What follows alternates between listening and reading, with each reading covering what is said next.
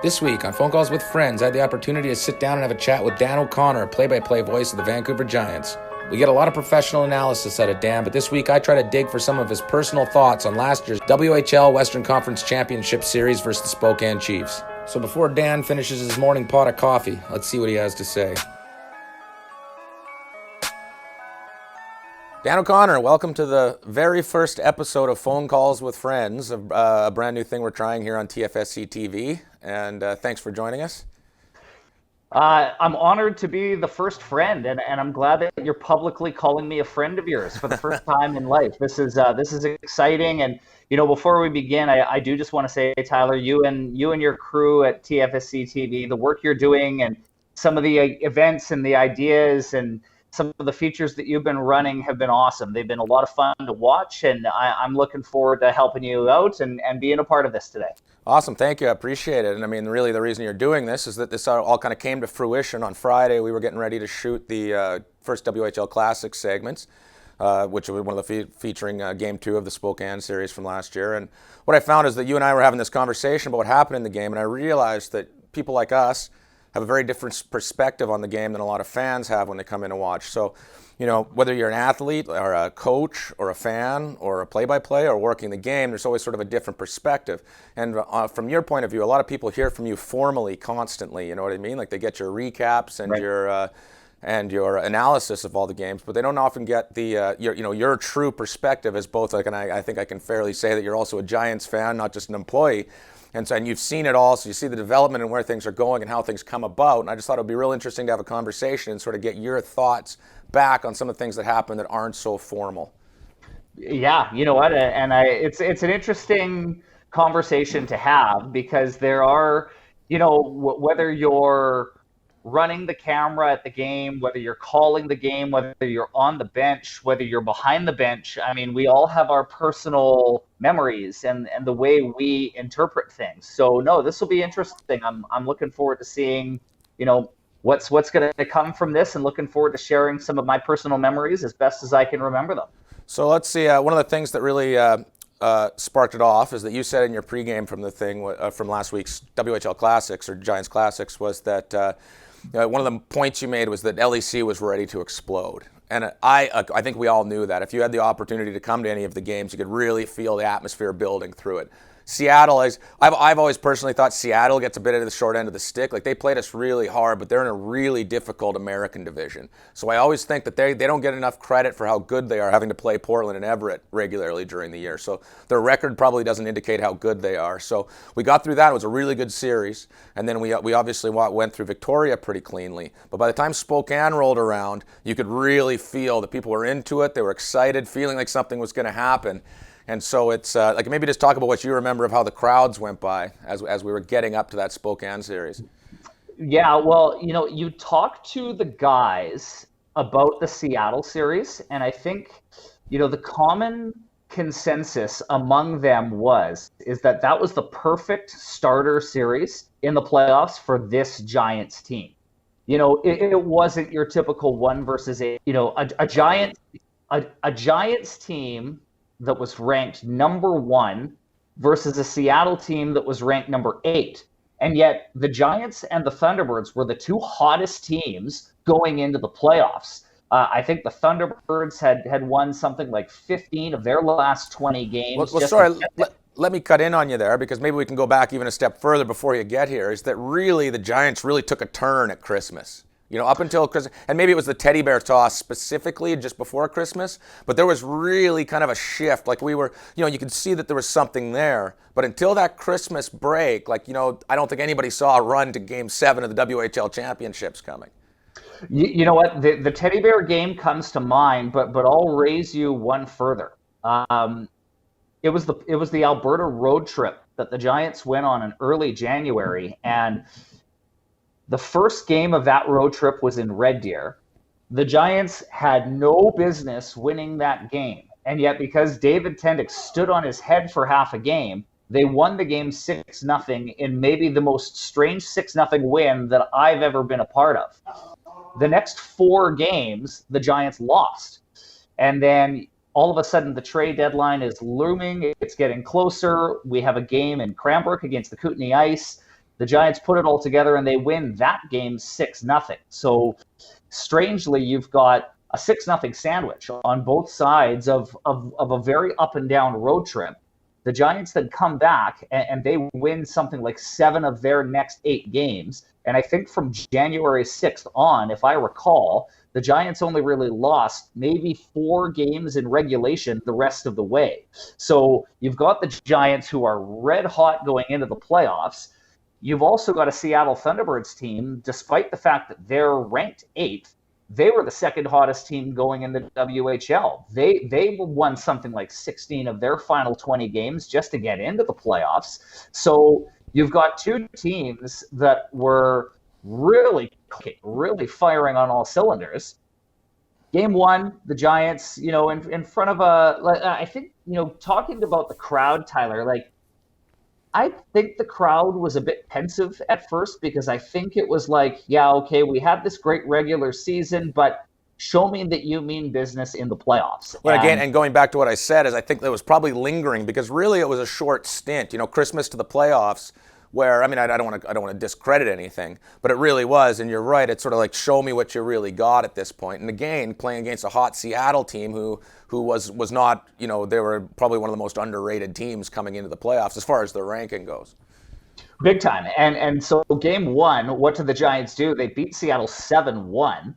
The very next night, Seattle hands it to the Giants 4-1. So you literally had both ends of a spectrum. You had a dominating victory, and then the next game you had Seattle respond and win convincingly. The Giants had to go down to Seattle and win at least one, which they did. They won game 3, 6-4. It was just like a wild, whoever scores the last goal of the game is going to win kind of thing. They had a lead in game 4 and let it slip away. So then all of a sudden you're back for game 5 and knowing it's a must-win game 5. You don't want to go back to Seattle down 3-2, knowing how rabid that crowd can be. The Giants take care of business at home. They win 3-2, I believe, was the score of game 5 of that series. And then they go to Seattle the next night. And it was funny, I remember it, because it was a race to Seattle between the 2 teams, because you had the Thunderbirds and the Giants literally leaving the rink at the same time after game 5.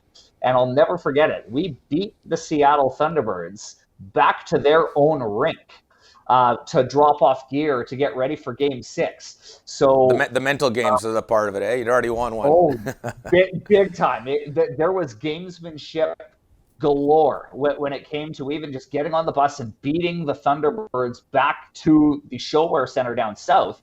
And I think it really set the table the right way because the gear got dropped off, the guys got a great night's sleep, and then game 6 was a dominant victory for the Vancouver Giants. And I think that the Thunderbirds, unfortunately in their case, ran out of gas, and the Giants just let their experience take over, and it kind of set the tone the rest of the way. So this is another point, getting back to the fans. So we go through that. Tough series. Fans are a little on edge no matter what because Seattle's a good team. Then we put it away in 6 in Seattle.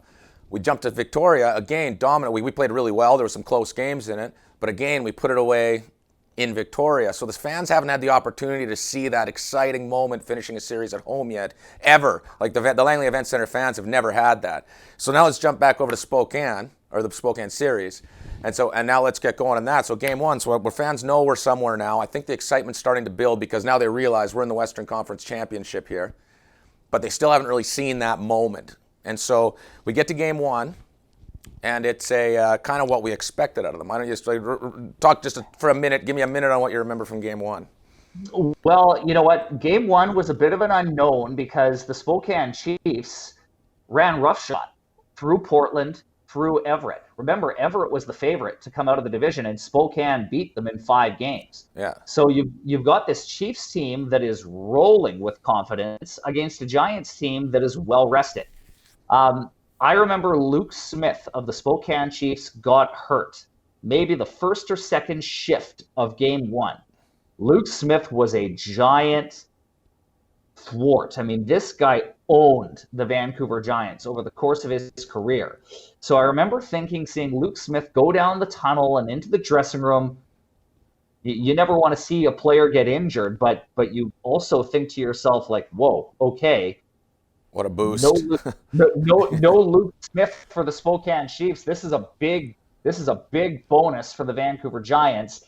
David Tendick makes 30 plus saves. Owen Hardy has a 3-point game. The Giants win game one fairly convincingly by a 4-1 score, setting the table for game two. And again, the powder keg is starting to rise, and who knew at the time what we would be in for as far as the dramatics of game two? So again, I've been kind of building to this. So game two is where we're at here. And this is where I remember, we talked about this on Friday when you and I were talking, but I remember standing there on Section A on the concourse watching this game, and it was a bit of a dud. Like it was, Spokane scored with about 15 seconds left in the first period on a good shot. It was a smart shot, but not a strong goal, kind of just a seeing eye puck that found its way in. And then they scored on a rebound 15 seconds into the second. And I'm guessing, I think it was like 18-18 or something. But, and all of a sudden it was 2-0. There wasn't a lot of life in the building. It wasn't very loud. And I remember standing at Section A about 5 minutes into the third period talking to somebody. And I was like, man, like, do we really want to send... So the Giants are about to go on the road to Spokane for a few days. Is this the memory that we want everybody leaving the building on? And I remember thinking that's like something has to happen because we hadn't really done much at all that game. Like I was just thinking something had to happen. And I mean, I don't know if we're supposed to bring this up or not, but I'm going to talk about the bounce that shall not be mentioned. From game one, there was a dump into the corner that hit a stanchion and popped in front of the net, and that's what Spokane scored on. And then with, about 14 minutes left in the third period, right after I was thinking that something had to happen, we dumped the puck in the corner. I think it was Connick Liepert that dumped it in, if I remember correctly, from about our own blue line. It hit a stanchion and popped in front of the net and just sparked something special in this building. I had the same thought. I mean, having the break during intermission, I mean, what I generally do, and this is just what I've done for hundreds of games now at the LEC, is I'll go into the coffee room behind us. I'll sit down. I'll chin wag a little bit with scouts or media or anybody that may just happen to be there. And then ordinarily about 2 or 3 minutes in, I'll get restless, and then I'll go back to the booth. I'll put my headphones back on, and I'll start jotting down notes and kind of coming up with a plan for the third period. And ordinarily, Tyler, you and I cross paths in the hallway, whether it's through period one or through period two. And, I remember quite vividly after 2 periods, people are coming to me saying, like, what do they got to do differently? The power play has to get going. Something needs to change. And, hockey's a funny game. I mean, you can't, surely you can't be serious, right? Game one, Spokane gets a stanchion goal, the only goal they score in the game. So it couldn't happen again, could it? Wait, it did. Almost a carbon copy. A carbon copy. And here's Dawson Holt skating down the ice. The puck bounces right to him in the slot. Fortunately, he had the presence of mind to just put the puck on net when he got it. So many things, sorry to cut you off, but so many things had to play right. Like even that coming off that bounce, because it hit a stanchion high, 5 feet in the air. And it somehow gets to a point flat enough in the slot for him to be able to get a solid stick on it. And then he was smart. He didn't just bang it. I don't know. I'm not going to try to get inside his head here, but he put it in the far right corner as the goalie's shifting over to his, sliding to his right. It was just the chances of that all coming together that perfectly it's 1 in a million, if anything. So then you've got the crowd, and then you've got, Bill and I in the booth. You've probably got you watching from Section A. You've got all of us now. All of a sudden, it's like, okay, a break. The light is starting to peek through the door. Well, so let me go back on sorry again. And now this is something that, again, from our perspective, is that obviously you're trying to be a professional, right? Like we're not fans of the games. We're working the game and trying to be a professional amongst a building full of 6,000 people between you add up scouts, fans, everything else. And I found that game one was really difficult because when that happened, I thought, oh man, there's hope. Like you know what momentum's like in hockey, sure. Right? And so it was, that one is that. But then it was really tough. I found myself just becoming a fan at that point. Well, and so then. Maybe a minute later, you've got the Spokane Chiefs skating in on the Giants' odd man rush. And the fellow carrying the puck is Ty Smith. He is the 2-time defending defenseman of the year in the WHL. And when he's got a puck on an odd man rush, you are you're gripping whatever you can in front of you. You're taking a deep breath because you know that the chances are good that something bad is going to happen to the Vancouver Giants. And yet, instead of putting a shot on net or passing the puck, Ty Smith mishandles the puck and overskates it. Well, go back 10 seconds before that, and that 2-on rush happened because of a misplayed pass back to the point in our end, and we gave it up over there, which was just felt like the kiss of death for that. Like that skate, for when they picked it up, just going into the neutral zone to our, it felt like we just got some momentum back, and then we make a bad turnover at the blue line. And they come back the other way, and I'm thinking to myself, like, we were just back in it, So Ty Smith, probably like one of the two players on the Spokane Chiefs that you would most want with the puck in that situation. Jared Anderson-Dolan or Adam Beckman also come to mind, but Ty Smith mishandles the puck, and then you get Justin Sordiff hauling back to get the puck. Next thing you know, it's an odd man rush the other way for the Vancouver Giants with Sordiff and Dimitru. And both Justin Sordiff and Jared Dimitru, they can fly. They can really skate when they need to. And, I remember Justin, I think, put a low shot on net, and Birkin made the pad save, but Dimitru, crashing the net with reckless abandon, was able to kind of stick with it. And the puck was kind of dribbling, bouncing in the blue paint, and Dimitru just kind of dug deep and was able to tuck the puck across the line. So you've all of a sudden, within a span of like less than 2 minutes, you've gone from 2-0, no life in the building, to 2-2, and this crowd is frenzied. Well, that's the thing, is that like it's nuts. And every time anything happens, it's just getting louder. So as I mentioned a few minutes ago, I'm standing there with 15 minutes left in the game thinking this is dead in here. Like I could talk to somebody on the other side of the building. And 2 minutes later now, it's just getting louder and louder and louder. And I mean, I don't know if for anybody that's been inside Langley Event Center, we're a loud building. It's compact and you can hear us. And this is the loudest I've ever heard it now. I'm thinking to myself, after goal 2, I'm thinking this is the loudest I've ever heard it in here. Well, and Bill and I did our best when that goal was scored to try and let the crowd tell the story. Oftentimes, as a broadcaster, you look for the perfect thing to say in a big moment like that, but you learn over the course of time that sometimes the best thing to say is nothing at all. And Jared Dimitru scores this goal. I'm just thinking in my mind, okay, Dan, quickly summarize the goal and shut your mouth and let this crowd tell the story to the person listening at home or watching at home or in their car. Make them beg to be in this building with what's going on. Well, and all of a sudden it's 2-2, and who knew we were only halfway there. Well, there was a couple of moments that Bill had in his commentary that really stuck out to me. Like one, I believe it was after the second goal. It might have been after the third, but one of the things he said, he just yelled, "You've got to be kidding me." You've got to be kidding!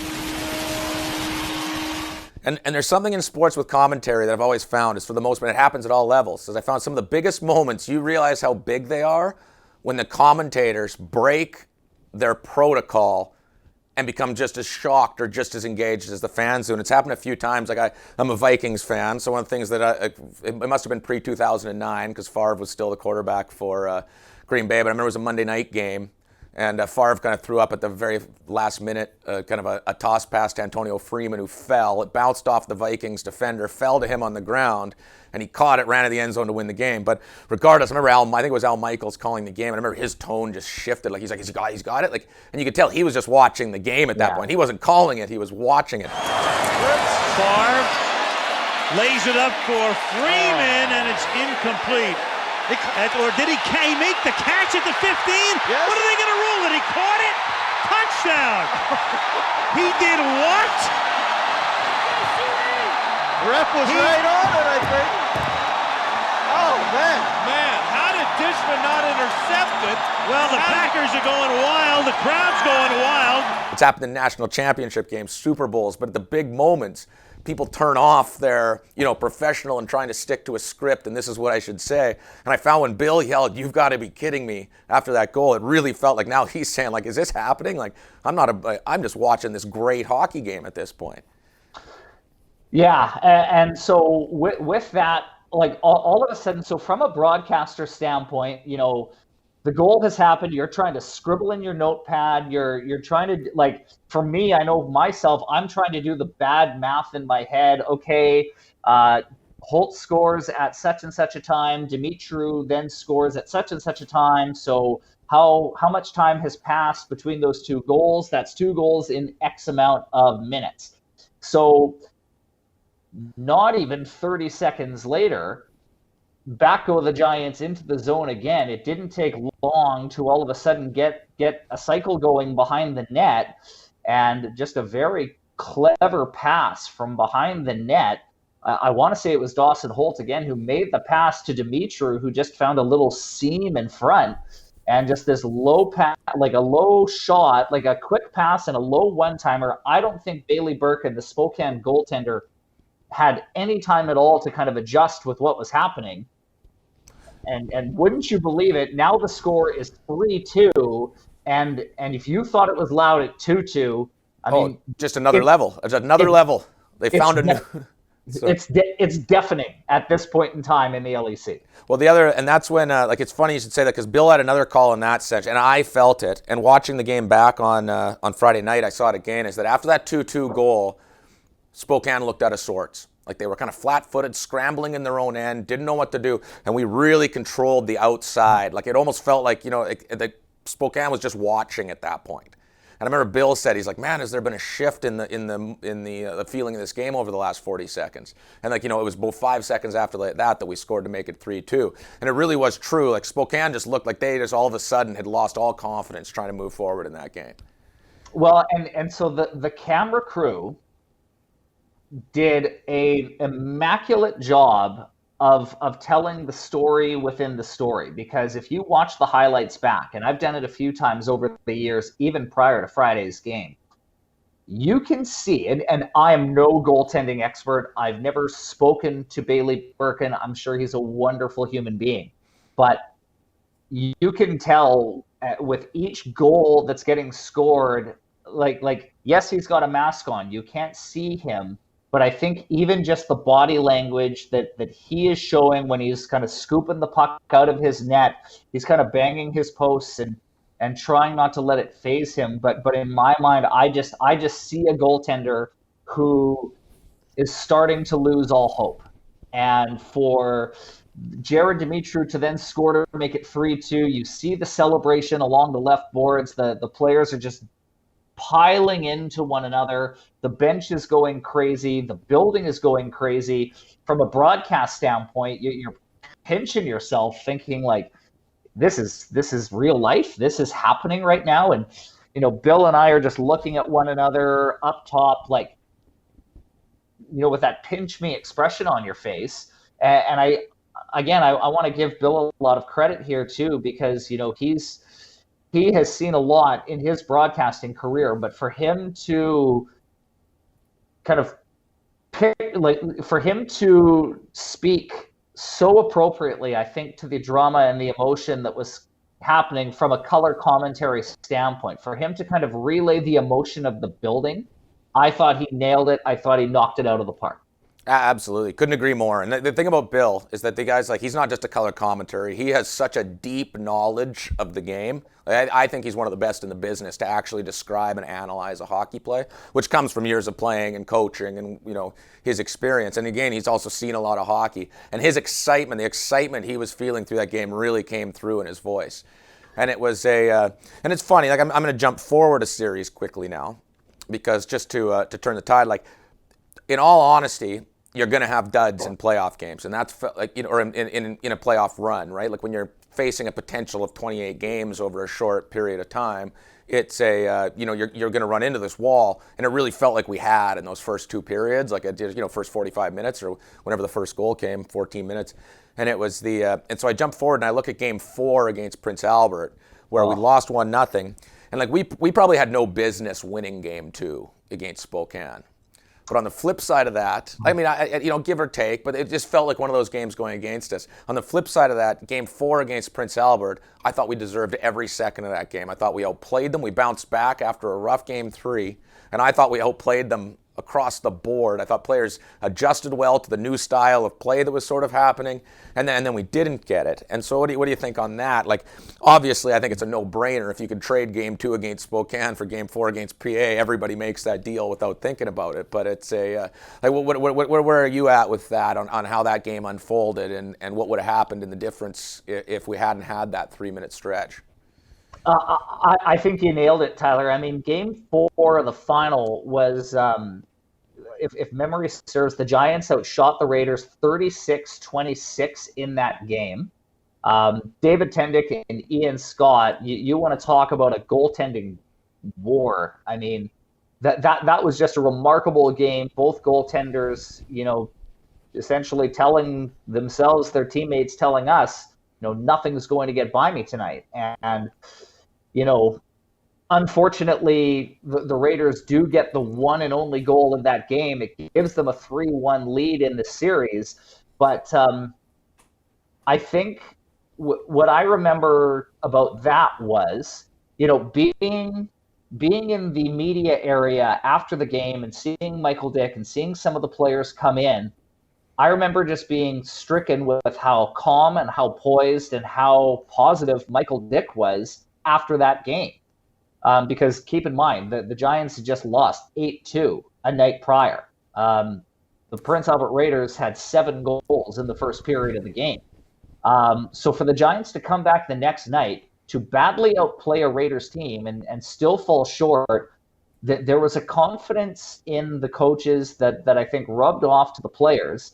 And I think it really set the tone positively for Game 5, because I think the Giants knew if you do what you're supposed to do, all the cliches, you stick to your process, you're going to give yourself a chance to win the game. And that's exactly what they did in Game 5. It's exactly what they did in Game 6. And then Game 7, throw everything away, anything can happen. And we unfortunately know what happened there.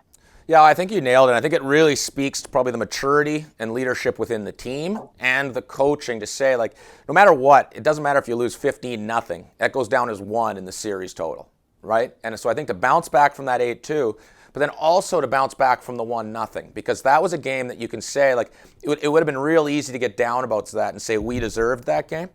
But instead, they took the positives out of it and said, like, yeah, that proved we can win this. We just need the bounces or something good to go our way, which they did come back. And if we jumped to Game 5, we had our backs to the wall a couple times in the third period. That wasn't a gimme game. Like, we had to battle to win that, to take it back to PA. The trophy was in the building. PA, all they had to do was shut the door in the third, and we kept battling back. Well, and I mean, like, I love the fact that like Game 5 of the championship series was perfect. I mean, the fact that the Giants won the game and got a chance to have that kind of farewell salute from the crowd and the emotions of 5,000 plus being in the building to watch it, all of that. But I mean, I think, the series is 3-1.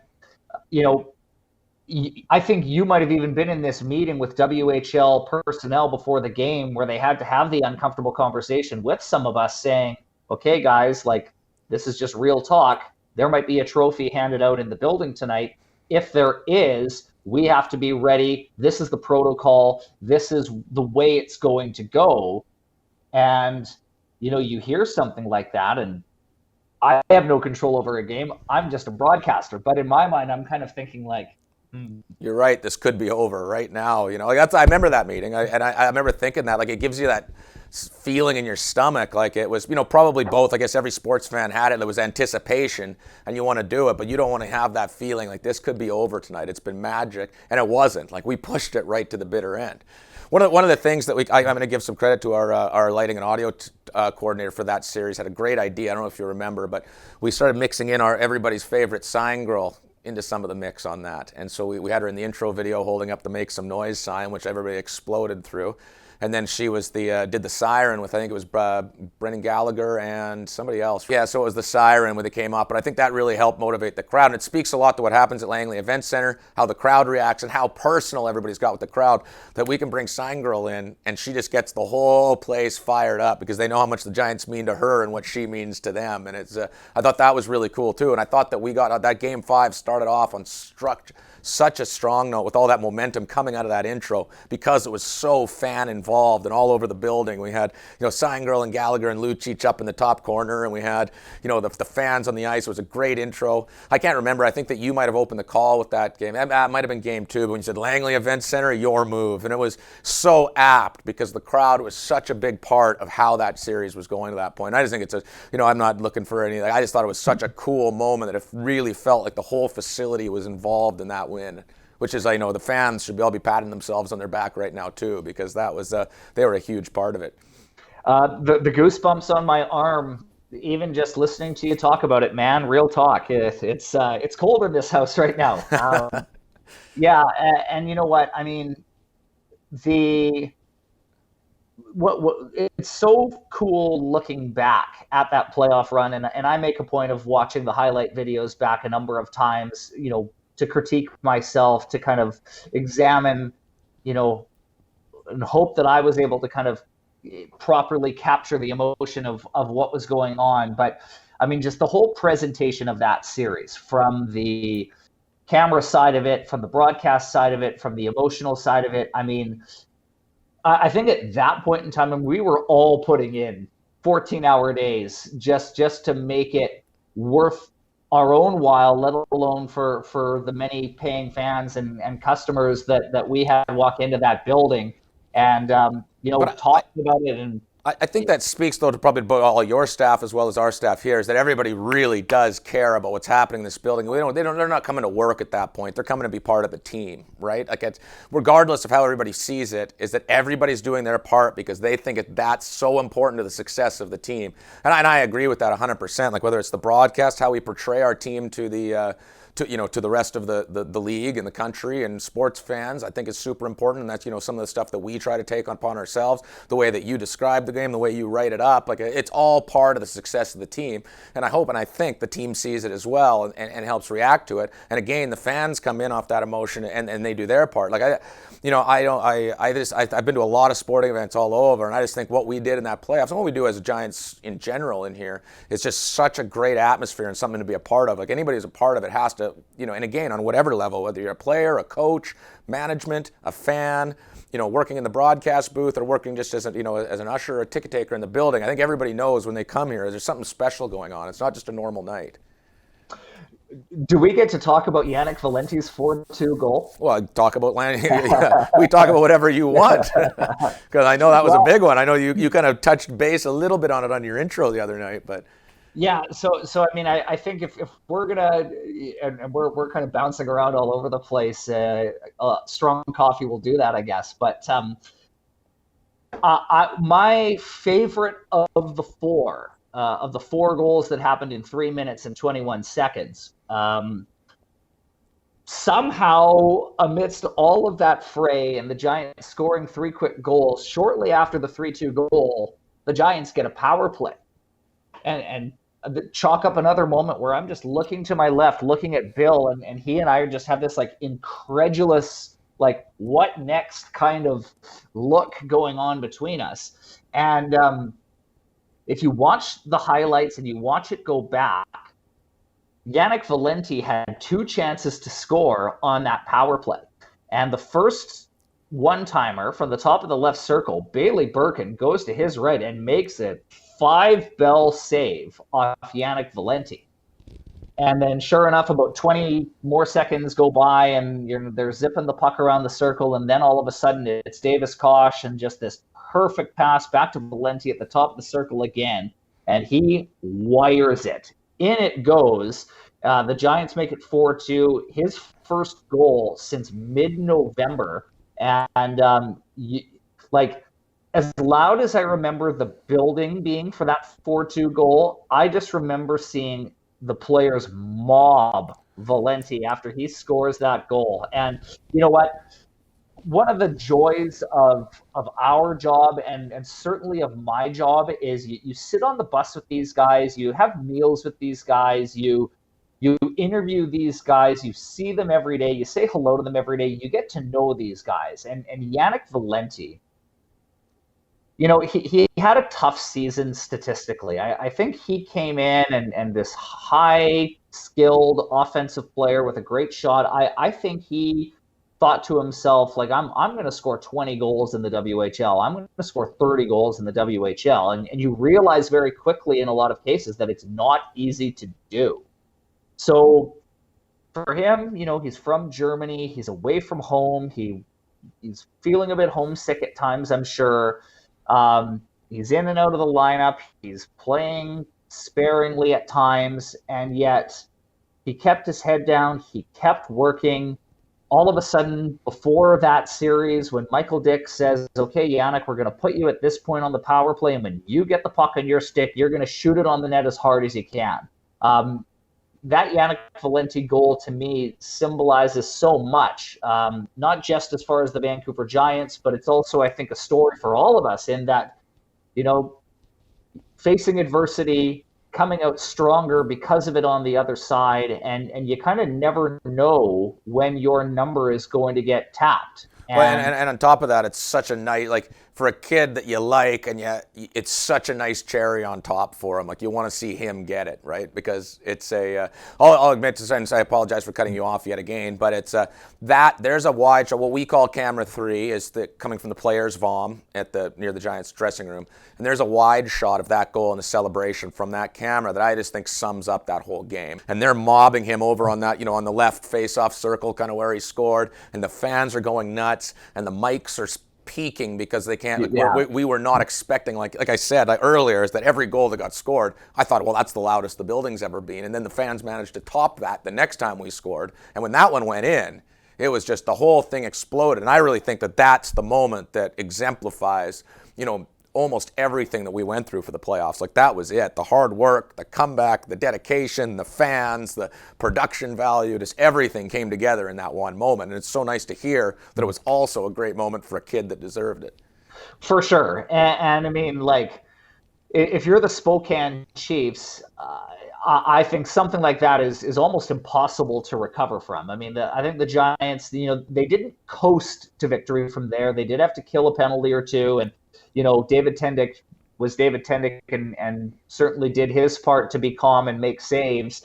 I think from a personal standpoint, when the series was 2-0, I mean, obviously we knew we had to go to Spokane and take care of business down there, and that wasn't going to be easy. But when the series was 2-0 against Spokane, I think that was the first time that I allowed myself to go down, to go into Pandora's box a little bit and to think and to imagine about what life might be like in the WHL final. Obviously, you're very careful with what you say and who you say it to. But in hindsight, I can admit now that I mean, leaving the building that night, being up 2-0, I had a genuine belief in my heart that this Giants team is going to go to the WHL final. They were just on too much of a roll. They had too much going for them. The Spokane Chiefs, I think, were a bit battered and bruised on the injury front. There were a few absences, touching on Luke Smith not playing. That was the only shift he played in the series, was his first one, and he got injured. Philip Kroll was injured. I have it on fairly strong authority that Ty Smith was not at 100% for that series. And I think the Vancouver Giants were just able to ride the wave that I think, when I say ride the wave, Game 2 and the wave generated from the crowd, from the emotion of that victory, I think the momentum of that wave certainly carried them through the rest of that series. Well, I can't imagine. I've taken up most of your morning, and you're probably through your pot of coffee almost by this point, so I can't imagine a better way to finish it on your feelings that was it. And I couldn't agree more. Like, I think that we all started really becoming believers, and, you can say what you want, but when you get to overtime of Game 7, you're really just it's a flip of the coin at that point. Everybody plays, and it's I know for myself as a sports fan and working in the sports industry, that's something that I'll never forget as long as I live, and I couldn't have been prouder to be a part of it. Again, I think that I want to thank you for taking all your time this morning, and it's been a great conversation, and I imagine that there will be plenty of opportunities for us to do this again. Well, anytime, Tyler. I mean, again, I want to reiterate the work that you and the entire crew at 10 Feet Sports and Entertainment have done, not just over the course of the past few months, but I mean it with every fiber of my being when I say that the Vancouver Giants have the very best presentation in the entire Western Hockey League, and that doesn't happen were it not for yourself and the great crew of people that have assembled who are all just as passionate about it as you and I are. And, to those of you who continue to check in with the Vancouver Giants, who continue to check in with us, we really do deeply appreciate it. We've got some fun things cooking. We're hard at work trying to experiment with a few things, and, just keep up the good work, man. I'm really enjoying the work that you're doing. And anytime you and I get to talk, whether it's with a recorder on or off, it's always time well spent, and I'll do this anytime. Awesome. Thanks a lot, Dan. Enjoy the rest of your day. You too, guys.